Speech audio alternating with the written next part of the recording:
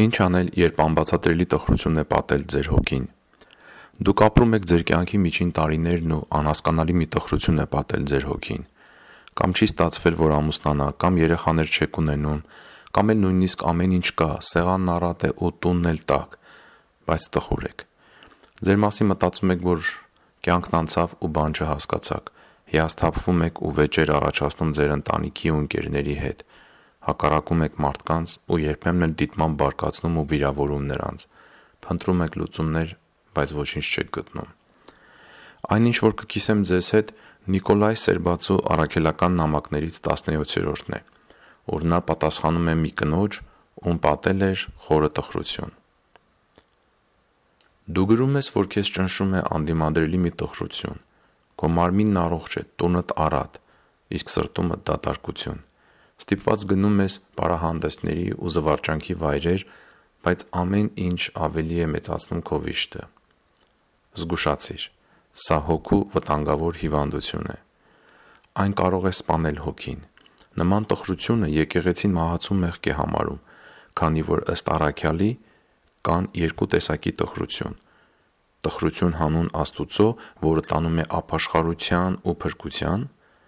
եւ աշխարհիկ վիշտ, որ տանում է մահվան։ Ակնհայտ է, որ դու տառապում ես երկրորդ տեսակի վշտով։ Հանուն Աստուծո տխրությունը պատում է մարդուն, երբ նա հիշում է իր սխալներն ու մեղքերը,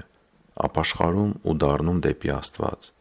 Հնարավոր է, որ մեկը նաև տխրի իր բարեկամների ու հարևանների համար, տեսնելով, թե ինչպես են նրանք հեռանում հավատքից։ Այսպիսի տխրությունը Աստված դարձնում է ուրախություն։ Այսպիսի տխրության մասին Պողոս առաքյալը գրում է. «Իբրև թե տրտմածներ, բայց եւ շատ ուրախ ենք» Բ Կորինթացիների 6-րդ գլխում։ Նրանք ուրախանում են, որովհետև զգում են Աստուծո ուժն ու մոտիկությունը, եւ Աստծուց ընդունում են մխիթարություն, ինչպես 76-րդ Սաղմոսն է ասում. «Հոգիս չէր ուզում մխիթարվել, հիշեցի Աստծուն եւ ուրախացա»։ Սրբերի տխրությունը նման է ամպերին, որոնց միջոցով արևը սփոփանք է շողում, իսկ քո տխրությունը նման է արևի խավարման։ Երևի քո թիկունքում բավական մանր մեղքեր ու սխալներ կան, որոնք դու համարում ես աննշան, դրանց համար չես զղջացել ու չես խոստովանել։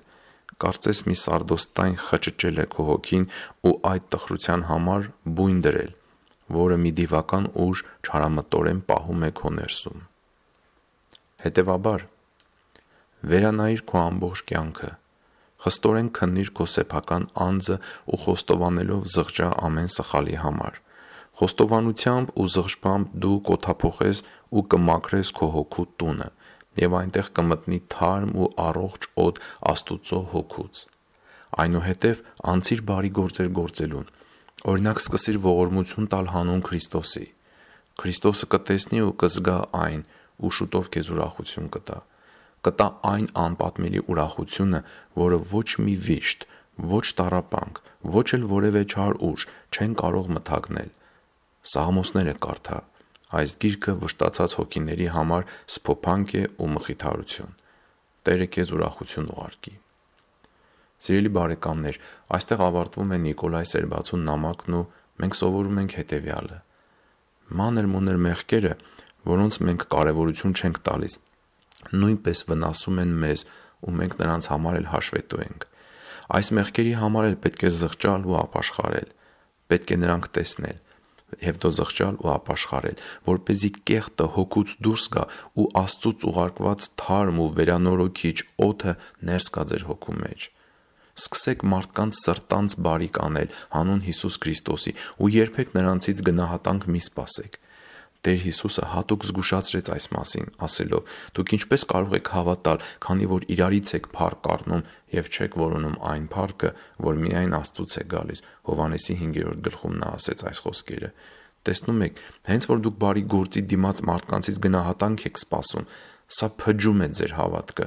ու դուք էլ ինչպես պիտի անեք առանց հավատքի, որի վրա հույս եք դրել։ Եվ Աստվածաշունչը կարդացեք, որպեսզի Աստուծո պատվիրանները սովորեք ու իր խոսքով սնվեք։ Հատկապես տխրության ժամին սաղմոսները կարդացեք, քանզի սաղմոսները վշտացած հոգիների համար սփոփանք են ու մխիթարություն։